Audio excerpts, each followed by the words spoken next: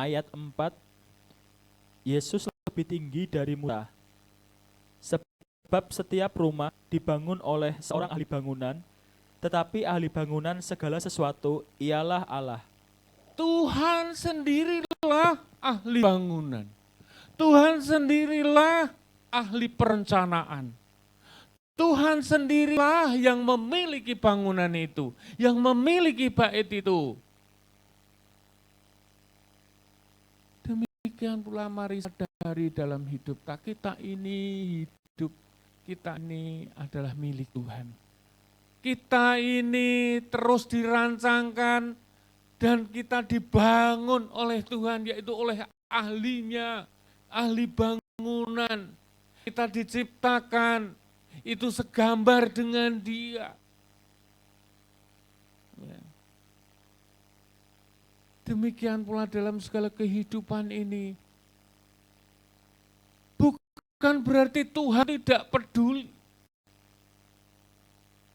Bukan berarti Tuhan tidak pernah memperhatikan ciptaannya atau bangunannya.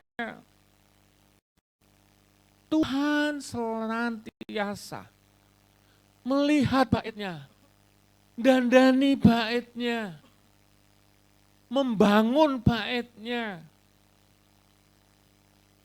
Namun seringkali baitnya itu, manusianya, karakter manusianya itu kepingine ndak mau ada yang cawe-cawe. Kepinginnya manusia itu tidak mau diperintah, tidak mau dituntun. Inilah seringkali terjadi. Sehingga ciptaannya ini banyak yang mengalami kerusakan. Bangunan yang seharusnya terus terpelihara, tidak terpelihara, sehingga banyak kerapuhan sana sini.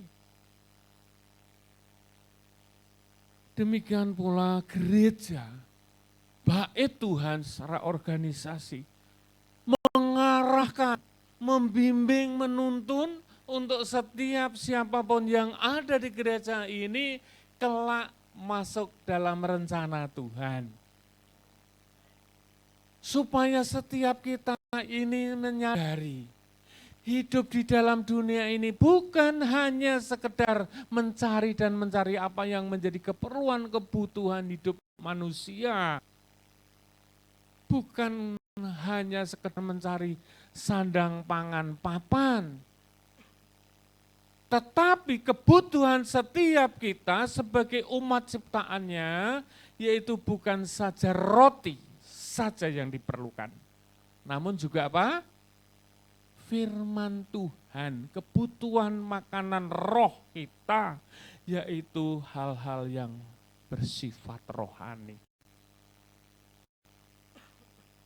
Maka firman Tuhan ini menyadarkan bahwa kita ini adalah bangunan yang dibangun oleh Kristus Tuhan dengan dasar kasih.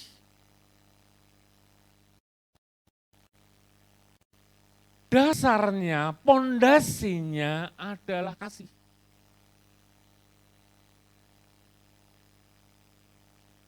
Untuk itu mari Bapak Ibu Saudara,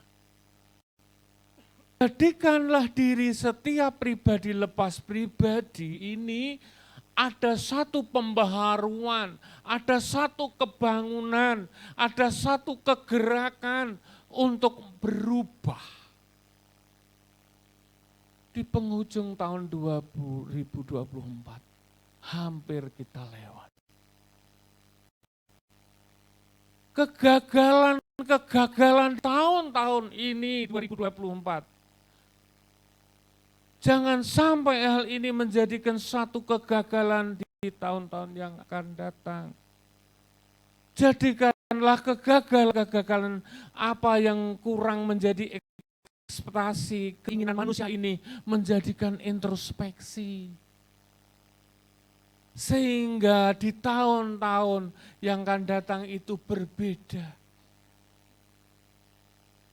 Kegagalan lepas kegagalan itu adalah keberhasilan yang tertunda. kesuksesan yang tertunda. Kenapa kok tertunda? Kenapa kok belum berhasil? Mari di penghujung tahun 2024 ini kita banyak introspeksi. Aku mengerjakan ini kok belum berhasil. Aku ngelamar kerja ini kok belum ada beritanya. Aku ini. Mari introspeksi. Harusnya ada sesuatu untuk kita introspeksi diri. Mungkin apa yang kita kerjakan itu belum seperti apa yang Tuhan mau.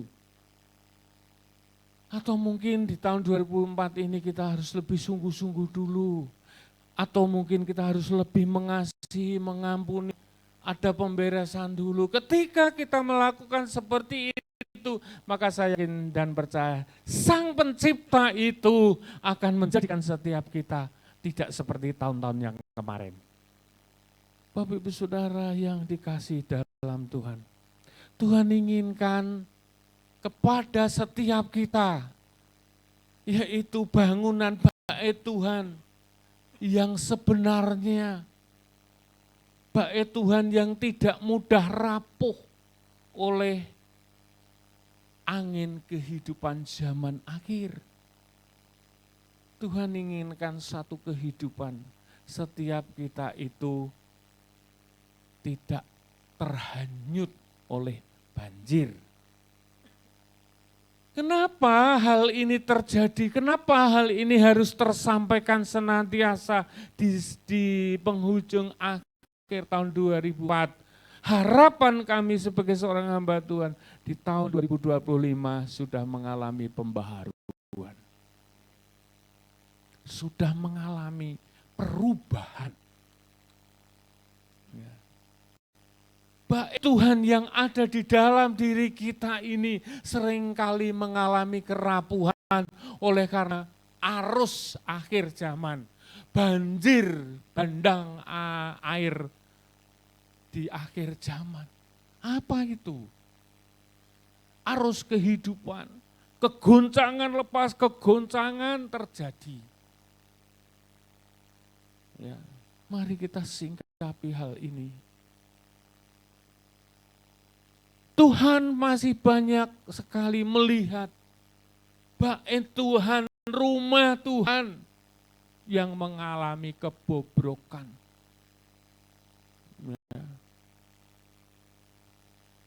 Apa yang dikatakan kebobrokan? Lemah iman. Tidak sungguh-sungguh di dalam kehidupannya.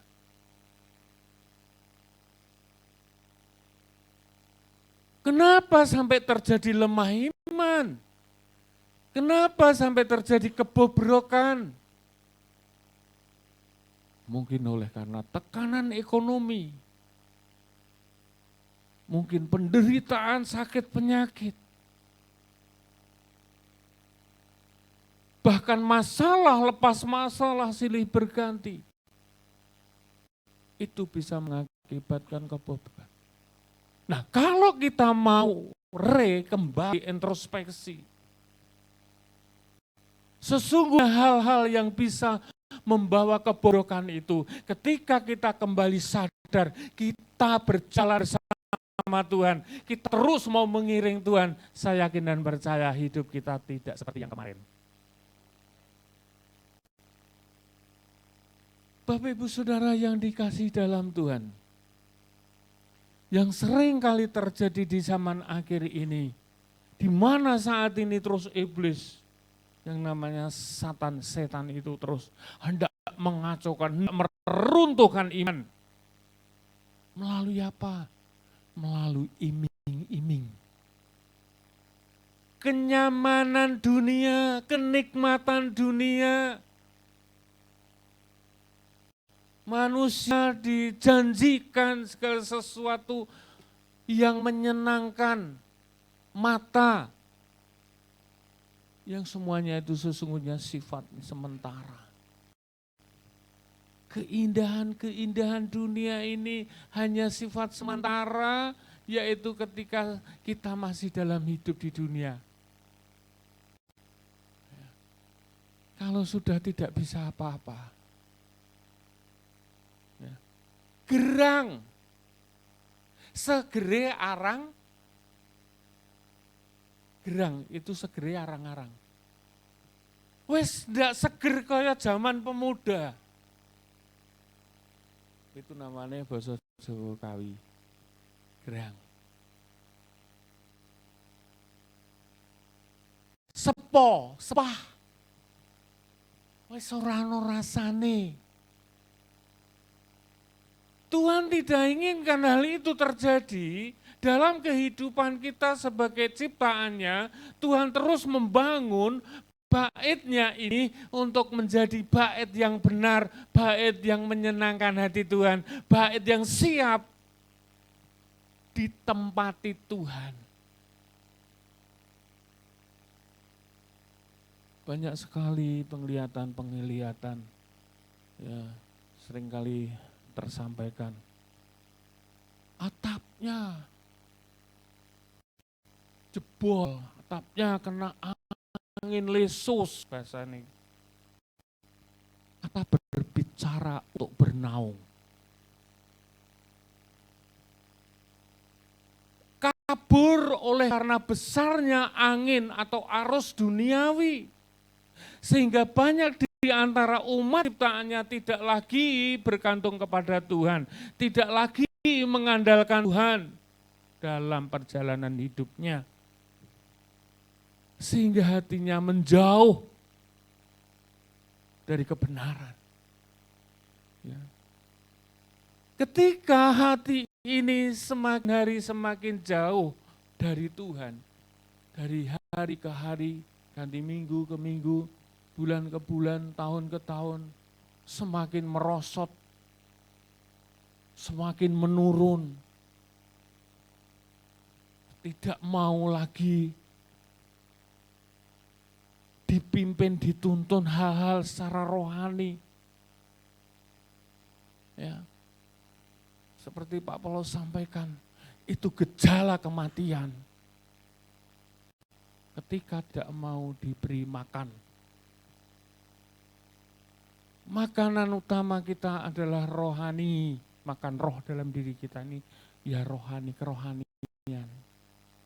Firman Tuhan. Kalau orang sudah tidak mau makanan roh, makanan, artinya orang itu sudah mendekati kematian rohani. Tuhan inginkan satu kehidupan setiap kita di dalam dunia ini. Andalkan Dia selalu. Berlindunglah kepada Dia, di bawah atap Dia, kepak sayap Dia. Di bawah kepak sayap Dia, kita ada perlindungan. Tidak dinginan. Di luar itu dingin. Kedinginan rohani. Yeremia pasal 17 ayat yang 5 di situ jelas.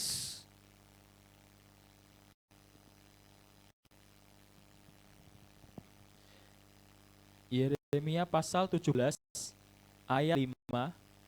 Beginilah firman Tuhan, terkutuklah orang yang mengandalkan manusia, yang mengandalkan kekuatannya sendiri, dan yang hatinya menjauh daripada Tuhan. Iya. Firman Tuhan mengingatkan kepada setiap kita, kepada sesama kita, jangan yang pertama, jangan mengandalkan sesama manusia. Andalkan Dia Sang Pencipta, andalkan Dia yang membentuk kita. Ya. Bukan mengandalkan kekuatan diri sendiri. Merasa aku wis mampu, merasa aku bisa, aku ini sudah gini, aku bisa, dulu aku gini dan sebagainya. Tidak seperti itu. Ya. Tuhan inginkan satu kehidupan setiap kita di zaman akhir ini supaya kita tidak termakan arus-arus atau terseret arus kehidupan dunia, yaitu kita harus mengandalkan Tuhan. Jangan mengandalkan kekuatan sendiri, jangan mengandalkan apa di situ tadi mengandalkan sesama manusia. Dan yang apa? Kita baca sama-sama. Yeremia 17 ayat yang kelima ini kita baca bersama-sama. 3, 2, 1. Beginilah firman Tuhan, terkutuklah orang yang mengandalkan manusia, yang mengandalkan kekuatannya sendiri, dan yang hatinya menjauh daripada Tuhan. Yang hatinya menjauh. Hatinya menjauh dari firman, hatinya yang menjauh dari tuntunan kebenaran. Artinya kan gugu karepe dhewe. Nek gugu karepe dhewe ya hasile ya sak karepe. Sak karepe dhewe. Bapak Ibu Saudara, mari singkapi dalam kehidupan ini. Ya, Tuhan inginkan setiap kita ini menjadi ciptaan yang baik. Menjadi anak-anak Tuhan yang sungguh-sungguh taat, setia, sekalipun kita banyak mengalami pencobaan-pencobaan yang Tuhan izinkan. Maka ketika kita ini sungguh-sungguh di dalam Dia, tidak menjauh daripada firman-Nya, maka setiap kehidupan kita tetap terjaga. Tetap terlindung. Ya. Itu bait Tuhan. Lalu ada penglihatan juga tiang. Ya. Tiang penyangga bait Tuhan. Kalau di sini ada dua ini, 1, 2, penyangga tiang. Kalau menjadi tiang-tiangnya ini tidak kuat, letoy, maka akan ambruk, akan rusaklah bait Tuhan itu. Rumah ini akan hancur, rusak. Kerapuhan-kerapuhan yang terjadi di dalam setiap kehidupan kita, yaitu ketika ada kebimbangan, ketika ada keraguan-raguan, lalu merasa tidak ada yang peduli.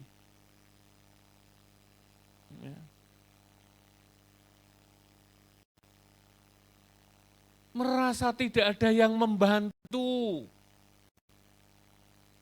maka di situ akan timbul sensitif sekali, mudah tersinggung, mudah ceklekan aten. Kalau mudah tersinggung ceklekan aten, ora iso gepok senggol. Apa itu gepok senggol? Ya, enggak mau tersinggung, ketersinggungan. Ya. Ini untuk setiap kita. Jangan sampai setiap kita di dalam mengiring Tuhan, di dalam bergereja, dalam satu bait Tuhan, kalau hal-hal seperti itu ada di dalam diri kita, segera sadar dan bertobat, mohon pengampunan daripada Tuhan. Kembali lagi, itu yang merasakan bukan orang lain, yang merasakan diri sendiri. Yang rugi diri sendiri, bukan orang lain. Yaitu ketika mudah tersinggung.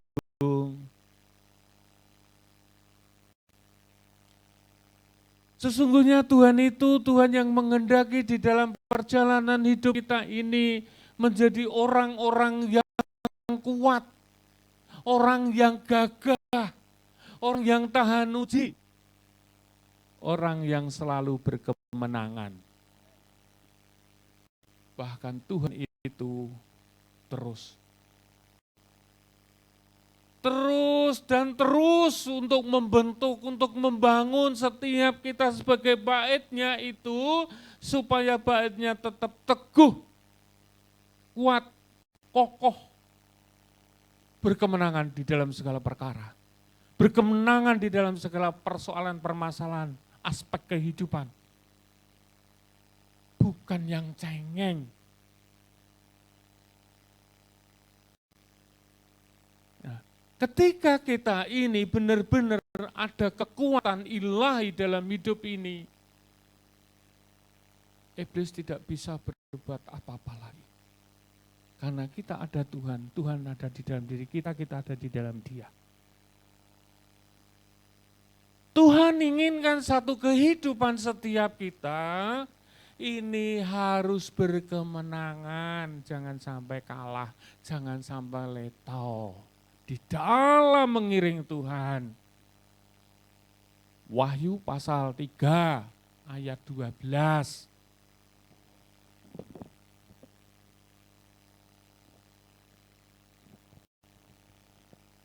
Wahyu pasal 3 ayat 12. Barang siapa menang, ia akan kujadikan soko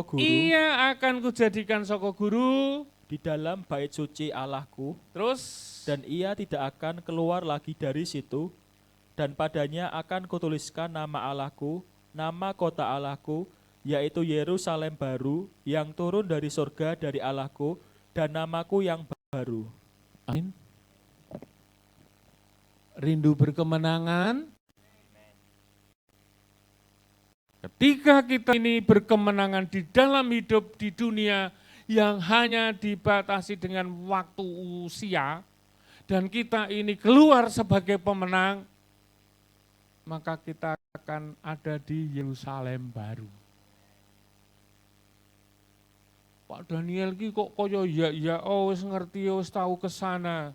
Firman Tuhan sudah menuliskan. Firman Tuhan menyampaikan. Firman Tuhan itu ya dan amin. Cepat atau lambat pasti itu digenapi.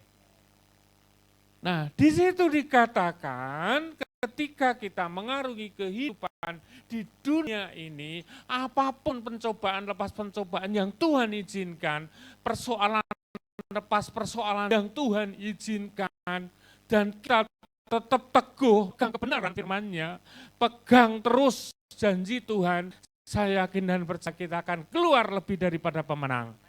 Dan ketika kita menang, maka di situ akan jelas sekali, barang siapa menang, ia akan kujadikan soko guru di dalam bait suci.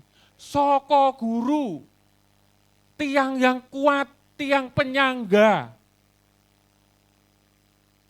Ini sungguh-sungguh. Tiang penyangga, aku memiliki kekuatan ilahi karena Tuhan ada bersamaku, itu menjadikan sesuatu poin. Ya.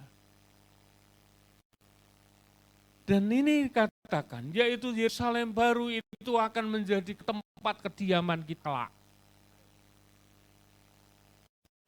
Ya. Saya tidak ingin jemaat Petra itu di Hades. Alam barzah itu bawah, kita sono. Saya rindu, saya akan terus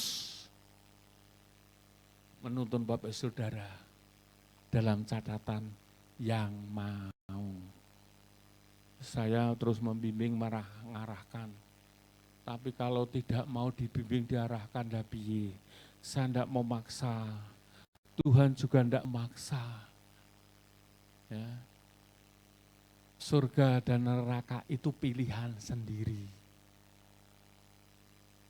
Ya. Kalau Pak Paulus, ini mana? Ini mana? Rumah sakit atau kuburan? Tapi saya milih ku di sana. Ku mau di sana. Itu yang setiap saya rindukan bagi setiap umat jemaat Petra. Ada di tempat Yerusalem baru. Inilah yang harus setiap kita. Itu semua akan terrealisasi, itu semua akan tergenapi ketika kita ini mau dituntun, mau dibimbing, mau dibawa menuju hal yang baik, menuju kebenaran. Selalu mengingatkan, jangan tinggalkan kebenaran, jangan tinggalkan persekutuan, jangan tinggalkan beribadah, berdoa senantiasa, bersyukur senantiasa. Itu arahan, bimbingan, tuntunan. supaya kita kelak akan lebih nyaman. Bapak Ibu Saudara yang dikasihi dalam Tuhan.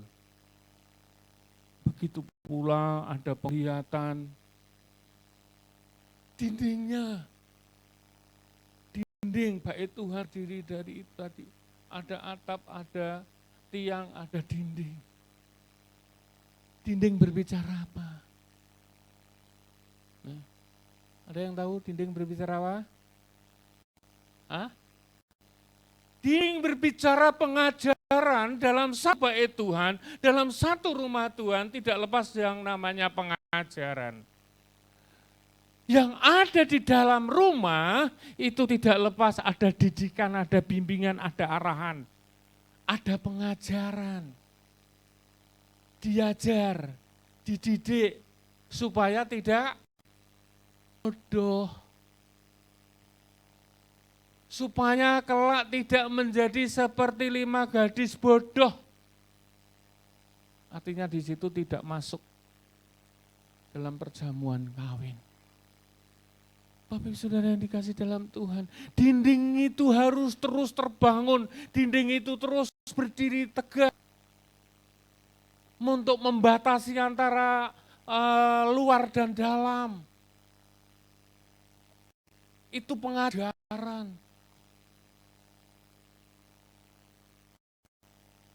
Tapi yang menjauhi firman, yang jauh dari kebenaran, yang menjauhi dinding-dinding, tidak mau dididik, tidak mau dituntun, tidak mau diarahkan oleh pengajaran, maka dinding itu bisa dikatakan mulai rapuh. Ketika sudah rapuh, sangatlah mudah disenggol oleh roh lain atau hewan atau roh perusak apapun, sedikit atau kecil atau seringan apapun, itu akan mengalami runtuh, roboh. Batasan norma-norma kehidupan dunia luar, dunia yang tidak mengenal kebenaran dan dunia yang mengenal kebenaran itu dibatasi oleh pengajaran, norma-norma dibatasi. Namun ketika manusia itu tidak mau dibatasi, mau bebas-bebas saja, maka di situ juga Tuhan pilihan kembali kepada manusianya. Ketika dinding itu, tembok itu, pengajaran mulai rusak, mulai runtuh, maka di situ akan banyak yang namanya roh-roh perusak masuk. Keberadaan kehidupan, arus duniawi luar masuk, merusak pikiran, merusak iman. Tidak lagi dibawa ke kesungguhan. Tidak lagi setia, tidak lagi taat. Apakah orang Kristen ini ada, Pak? Banyak. Saya katakan banyak. Ketika dibawa dalam kebenaran, dalam bimbingan roh, enggak mau. Gukar PDW, itu istilahnya bisa masuk dalam artian itu.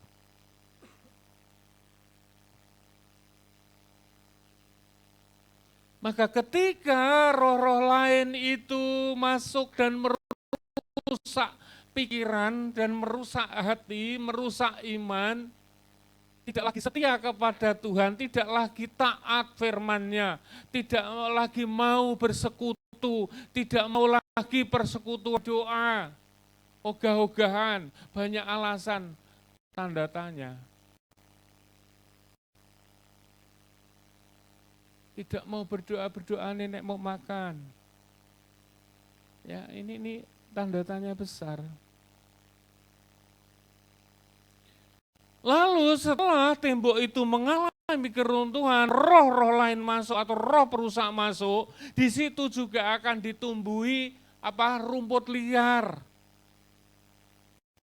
Namanya rumput liar itu apa? Putri naon? Putri malu. jenenge putri. Nek bosone Jawa putri itu apa? Apa? Ada yang tahu? Wedok. Malu bosone Jawa. Wong wedok sing isin. Bagaimana itu calon mempelai Kristus namun penuh dengan isin-isin ini. Gambarannya itu aja lah.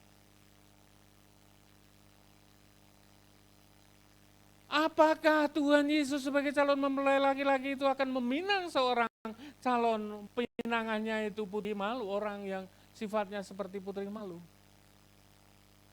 Apa sifat orang putri malu itu? Rumput putri malu, sifatnya sensitif. Ngenetak langsung beleret, mingkop. Bener enggak? Sudah pernah ada yang tahu? Ada yang belum pernah tahu? Putri malu. Itu, Bapak Ibu Saudara yang dikasih dalam Tuhan. Sifat keberadaan rumput putri malu itu adalah penuh kesensitifan, negatif thinking, rasanya mudah tersinggung. Sekali lagi, kalau mudah tersinggung lihat saja, oh ini pasti temboknya jebol. Ora jak salaman wis. Sekali wis ngene. Wah, suka ngrem. Wah, tetek bengek gitu. Mari kita singkapi dalam hidup ini. Putri malu itu sungguh-sungguh berdampak. Yang dikerjai, yang diserang pikiran. Pikiran manusia itu. Padahal di dalam Tuhan, pikiran yang seperti itu sampah, harus dibuang. Ya, ini harus dibuang. Mari Bapak Saudara yang dikasih dalam Tuhan, melalui firman Tuhan di penghujung tahun 2024 ini, kita bisa lihat hitungan hari.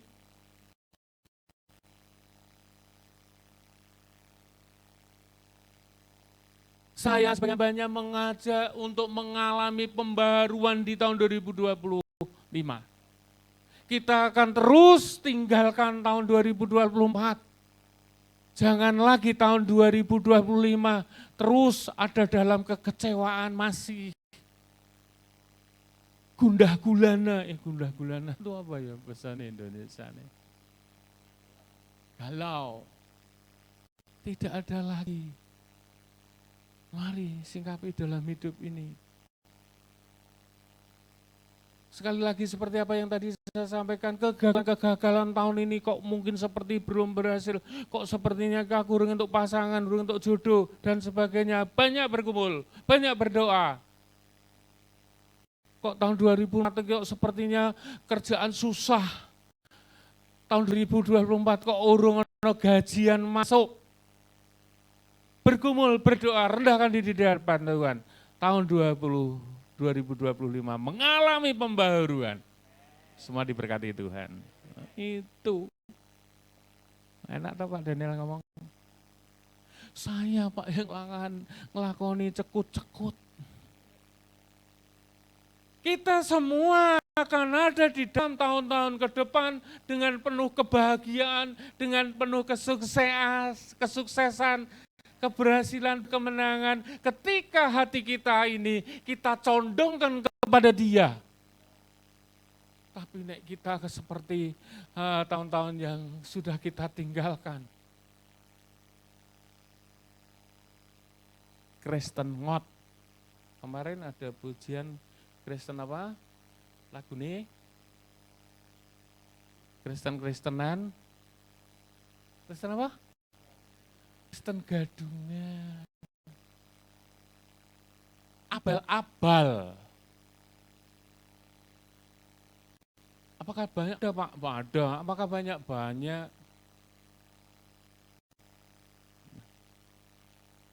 Untuk itulah mari Bapak Ibu Saudara yang dikasih dalam Tuhan, kita terus akan berjalan bersama dengan pimpinan Roh Kudus, sehingga dalam kehidupan ini, kehidupan yang disertai Tuhan, yang dikehendaki Tuhan, hidup kita bukan membawa kepahitan, hidup kita akan menghasilkan sesuatu yang manis di hadapan Tuhan. Ketika kita ini, sebetulnya yang tengok gampang, ngikuti firman-Nya itu enggak berat. Ya, ketika kita lebih sungguh-sungguh di dalam Dia, kita akan nyaman, nyantai. Wayahe butuh, ora butuh, wayahe butuh ono, ora butuh ya ono lho itu. Itu. Hidup kita, hidup berkemenangan itu seperti itu. Setane ora, nek duit ngiyip. Itu saudara. Kalau kita benar-benar di dalam Tuhan, saya yakin dan percaya kita tidak lagi mengalami susah banget sih. Atau keronto-ronto, keronto-ronto itu bahasa Indonesia apa ya? Hah? Keronto-ronto terlunta-lunta. Ya. Wah, kayak memelas lah. Bapak Saudara, kita adalah anak-anak Tuhan yang terus senantiasa ada dalam perlindungan, ada dalam bimbingan, ada dalam tuntunan Tuhan. Berarti roh yang ada di dalam diri kita ini terus menyala. Hati senang adalah, jangan sampai setiap kita hidup ini terus sah. Mesake uripe wong donya rino lan wengi diancam ing pati, kan ana bungah anane susah terus. Itulah orang bodoh. Saya katakan orang bodoh. Wong sudah dididik, dibimbing, diarahkan. Dididik itu supaya pinter kok malah jiko jalan kebodohan. Akhirnya yaitu mesake uripe wong donya dan cetek bengeknya. Bapak Saudara yang dikasih dalam Tuhan. Mari, ketika kita masih diberi waktu kesempatan di tahun-tahun ini, kita harus lebih sungguh-sungguh benahi bait Tuhan dalam diri kita. Habakuk pasal 2 ayat 20.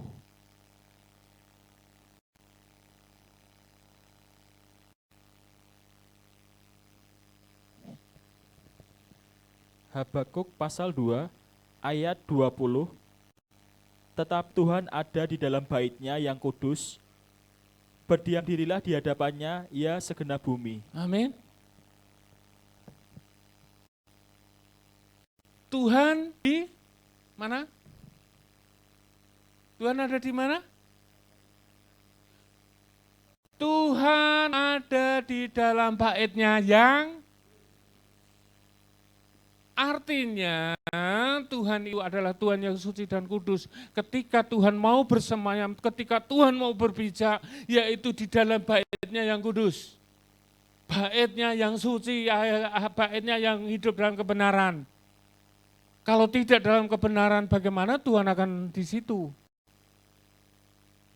Ketika Tuhan tidak di situ, kita akan banyak mengalami kekacauan dalam hidup ini. Karena Tuhan itu Tuhan yang penuh kasih, Tuhan mengerti. Ya. Banyak sekali umat Tuhan,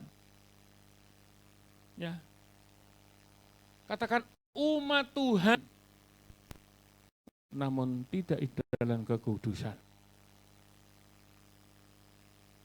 Mari, untuk mengawali, untuk melandasi kehidupan tahun yang akan datang, kita harus benar-benar mempersiapkan untuk Tuhan berpijak di dalam diri kita. Ya. Di bait Tuhan, yaitu diri kita ini. Sekalipun di zaman akhir ini banyak bait Tuhan yang mengalami kerusak. Banyak mengalami rusak oleh karena apa? Karena tidak pernah mau mendengar nasihat. Amsal 19 ayat yang ke-20.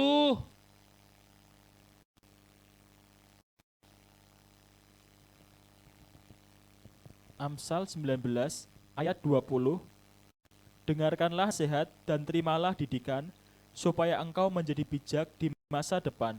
Lanjut. Banyaklah rancangan di hati manusia, tetapi keputusan Tuhanlah yang terlaksana. Ya. Bapak Ibu Saudara yang dikasih dalam Tuhan, ketika kita mau maju, ketika kita mau seperti yang Tuhan inginkan, Tuhan kehendaki, sekalipun kita ada di dalam dunia yang penuh dikuasai dosa ini, tetap setiap kita mau mendengarkan nasihat dan mau terima didikan, maka nasihat dan didikan itu Roh Kudus yang akan memberikan, Roh Kudus sehingga akan terus memberikan kita menjadi bijak.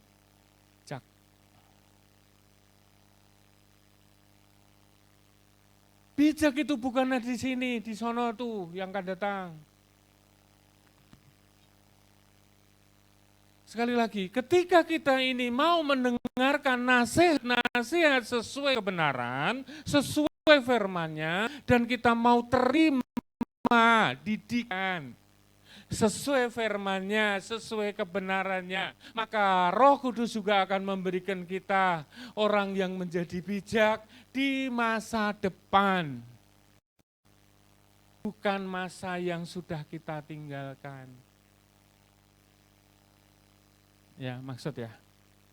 Untuk itulah mari nasihat-nasihat baik melalui firman-Nya, baik melalui wahyu-Nya, baik melalui hamba-Nya mungkin seringkali dipakai,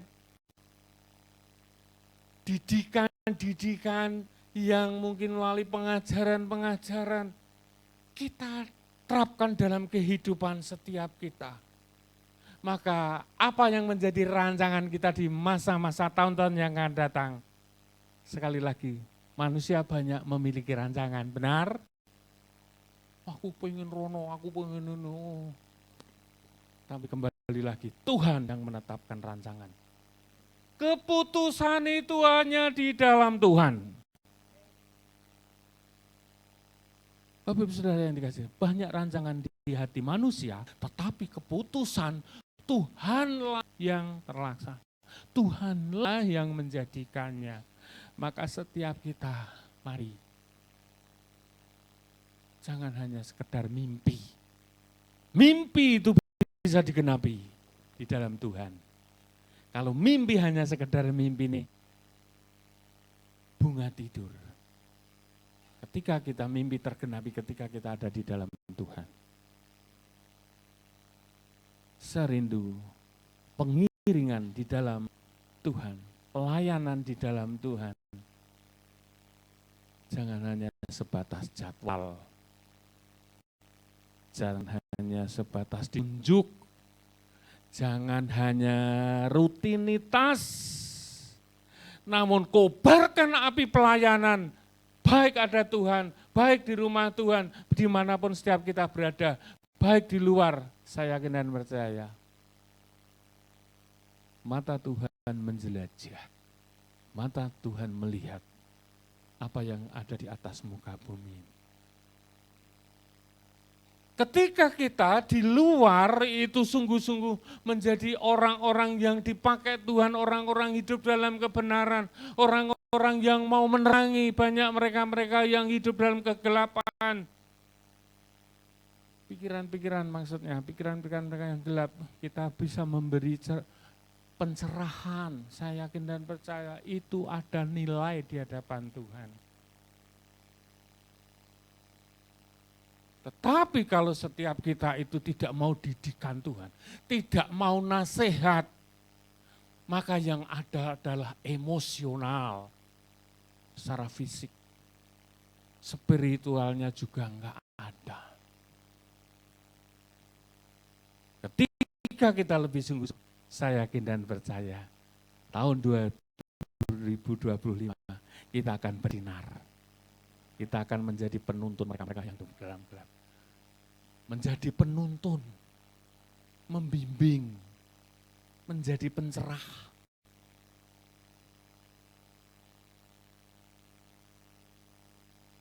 Kemarin waktu